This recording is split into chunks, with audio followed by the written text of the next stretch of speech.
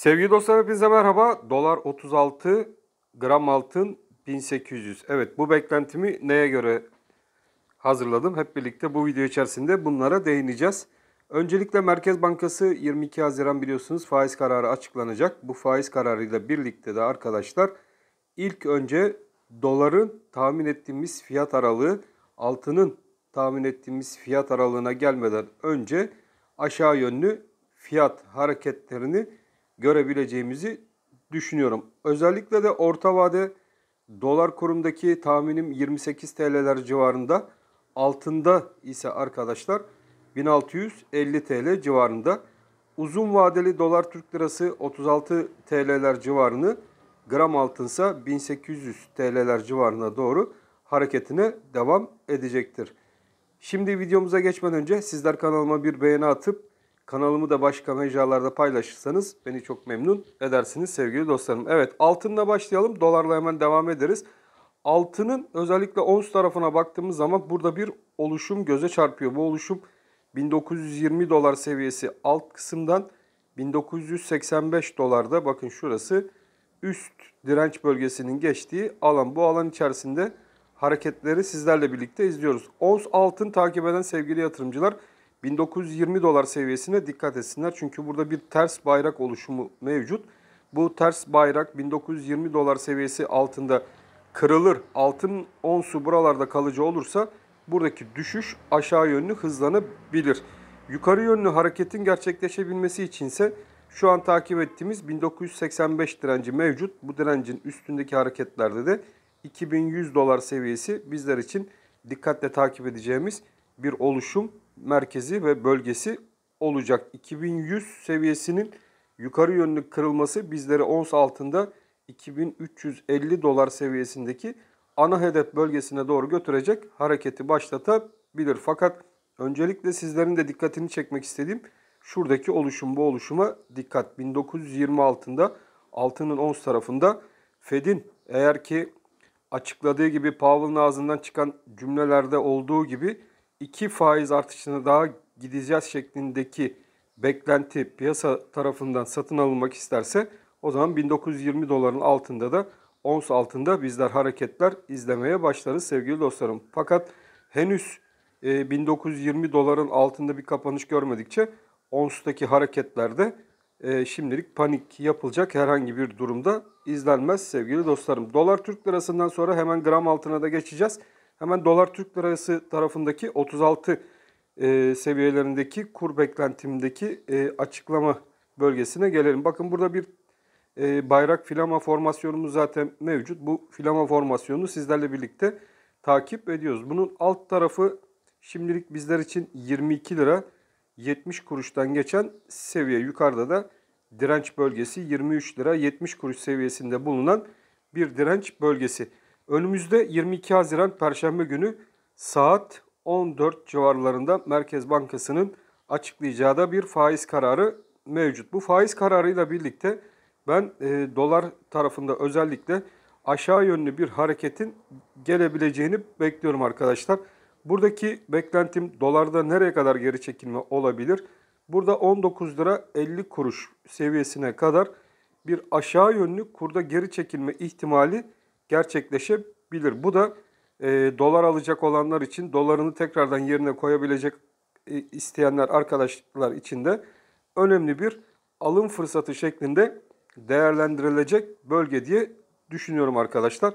Şimdi dolar kurunda yukarı yönlü hareket. Şimdi biz kısa yönlü bir alım fırsatı yaratabilecek bölge olarak dolar Türk lirasına baktığımız zaman Merkez Bankası'nın agresif piyasaların beklentisi doğrultusunda %20, %25 civarındaki bir faiz oranına doğru dolar Türk lirasında yükselişe izin verirse bu aşağıda 19 lira 50 kuruş civarına doğru bir hareketlemenin gelebileceğini tahmininde bulunuyoruz. Tabii bu sadece bir tahmin sevgili dostlarım.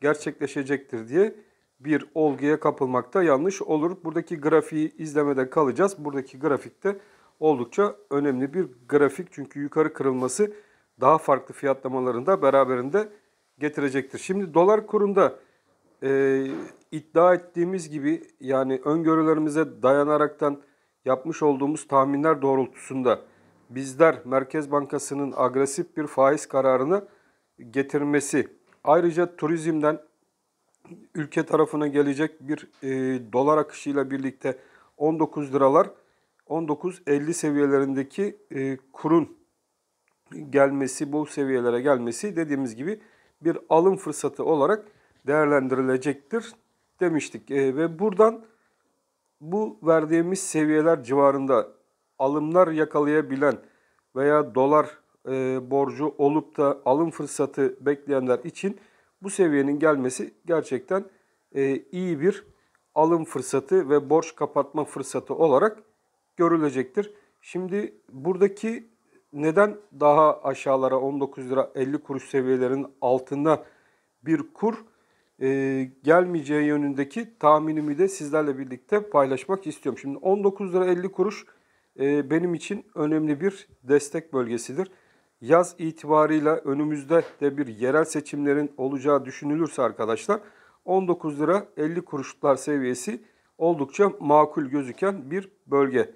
Turizmden gelecek gelirlerle birlikte de bu seviye içerisinde dolar kuru tutunulabilir. Yani 19.50 23.74 bantları arasında bir dolar kuru tutulunabilir. Bu aralıkta gitgeller yazın yaşanabilir arkadaşlar dolar Türk lirasında. Ama şimdi neden 36 TL beklentim var uzun vade?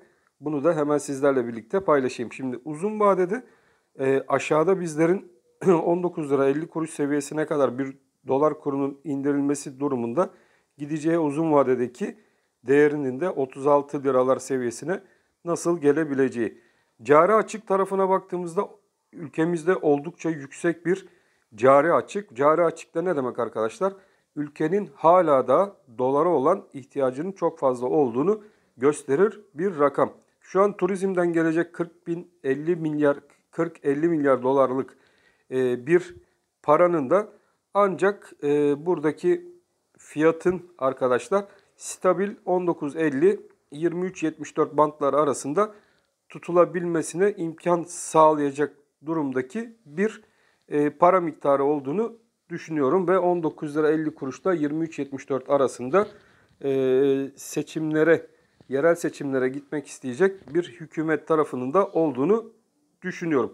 O yüzden ilk etapta dolar kurunda kademeli bir şekilde piyasaları hazırlayıp 19.50 yaz dönemi içerisinde tutulmak istenen dolar kurunun sonraki hareketlerinde 23.74, 25 TL ve onun üzerinde kademeli olarak ilk etapta orta vadede 28 TL civarlarına doğru bir yükseliş hareketi getirilecektir. Bu ne zaman? Orta vade dediğim benim Eylül ayları içerisinde bu hareketlerin tekrardan yukarı yönlü gerçekleşeceği yönündeki beklentim mevcut. Şimdi 28 TL şu anki kurun baskılanmasından kaynaklı olarak da piyasalardaki asgari ücrete bugün biliyorsunuz zam geldi.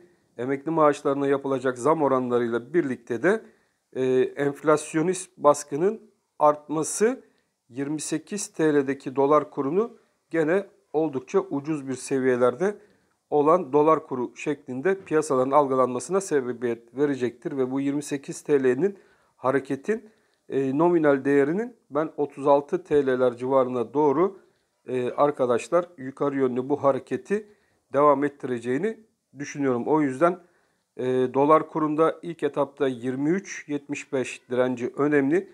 Bu direncin arkasından başlayacak hareket 28 TL civarı ve uzun vadede de 36 TL'ler civarına doğru gidecek bir dolar Türk lirasını zaman içerisinde sizlerle birlikte takip edeceğiz diye düşünüyorum. Gram altın tarafına baktığımız zaman gram altındaki hareketler yukarıda 1500 seviyesi önemli dedim ve bu seviyenin altından Merkez Bankası faiz kararlarıyla birlikte dikkatli olunması gerektiği bir aşağı yönlü ilk etapta 1450 TL ve onun altında da 1400 civarına doğru bu hareketleri izleyeceğimizi söylemiştim arkadaşlar.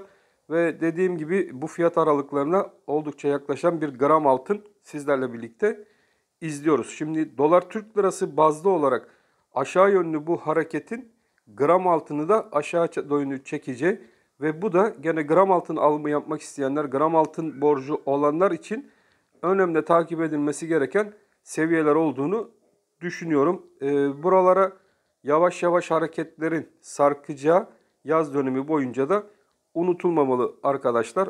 Ona göre yatırım tavsiyesi olmamak koşuluyla da ben pozisyonlarımı buna göre ayarlayacağımı da 2-3 videodur zaten sürekli tekrarlıyorum. Gene gümüş tarafına baktığınızda gümüş tarafındaki hareketler de önemli olacak. Gümüşün gram bazlı hareketlerinde aşağı yönlü hareketler ilk etapta 17 TL'ler civarında. Onun altında da arkadaşlar 16.50 civarlarına doğru izlenen bir hareket sizlerle birlikte bekleyebiliriz. Çünkü gümüş yatırımcısı da bu yönden hareketleri takip etmesinde fayda var diye düşünüyorum. Ons bazlı gümüşe gene baktığımız zaman 4 saatlik grafik içerisinde şu trendin altında kaldığı, o da bizler için takribi olarak 24 dolar seviyesinin önemli olduğunu gösteren bir bölge. Bunun altında kaldıkça gene buradaki hareketlerde bir miktar daha aşağı yönlü beklenebilir. Burası en fazla nereye kadar aşağı yönlü gelebilir? Çok fazla geleceğini düşünmüyorum arkadaşlar. Çünkü gümüşün artık geçerliliği çok fazla. Özellikle günümüzde elektrikli otomobillerin artmasıyla birlikte gümüşe olan ihtiyacında çok fazla artacağı tahmin ediliyor. Ve bu da piyasalardan gümüş toplanacağı anlamını getiriyor. Orada da bir anda Eylül'den sonra yukarı yönlü sert, özellikle 20 TL'lerin üzerinde bir hareket beklentim mevcut. Bu seviyeler sizler tarafından da takip edilmeli diye düşünüyorum. Evet, sizlerle birlikte dolara, altına, gümüşe genel bir bakış yaptık. Dolarda 36, gram altında 1800 TL beklentilerimizin nasıl gerçekleşebileceği ile ilgili yorumlarda bulunduk. Bu gram altın tarafına bir daha bir geçelim. Çünkü 1800 seviyesini orada atladık. Buradaki 1800 TL beklentim gram altında önce düşüş yönlü hareketin başlamasıyla birlikte arkadaşlar bizler ilerleyen günler içerisinde bu 1500 direncini, gene Eylül ayı ile birlikte şuradaki 1500 direncini gram altının tekrardan teste geleceğini ve bu 1500 TL'nin o zaman dolardaki hareketle birlikte arkadaşlar bu gram altında yukarı yönlü hareket, doların yukarı yönlü hareket etmesiyle birlikte ilk etapta 28 TL beklentimizi dolarda bildirmiştik. Buranın 23.74 dolar seviyesinde yukarı yönlü kırılıp bu altındaki hareketi de ilk etapta 1650 TL'ler civarına ve oradan sonra da 1800 TL'ler civarına doğru yukarı yönlü taşıyacağı beklentilerim içinde. O yüzden gram altında da bu seviyeler takip edilmeli. Doların 36 TL beklentisi hala da mevcut. Bu benim tahminimdir. Gram altında da 1800 TL beklentim hala geçerliliğini korumaktadır. Ama dediğim gibi öncelikle Mehmet Şimşek, Merkez Bankası Hafize Erkan Gaye'nin yapacağı açıklamalar Perşembe günü çok önemli olacak. Dikkatli bir şekilde faiz kararlarını takip edeceğiz. Piyasa beklentisi 25 seviyelerine doğru politika faizinin yükseleceği yönündedir. Bu yükselişle birlikte de gram bazlı altın ve gram bazlı gümüşte de aşağı yönlü hareketler, dolarda aşağı yönlü hareketler görülecektir. İlk etapta burada herhangi bir yanılgıya düşmeyelim arkadaşlar. Ondan sonraki hareket orta ve uzun vadede dolar, gram altın ve gram gümüş tarafında tekrardan yukarı yönlü dönecektir şeklindeki bu tahminimi burada belirtmek isterim. Ben hepinizi çok seviyorum. Hepiniz Allah'a emanet olun. Hoşça kalın sevgili dostlarım.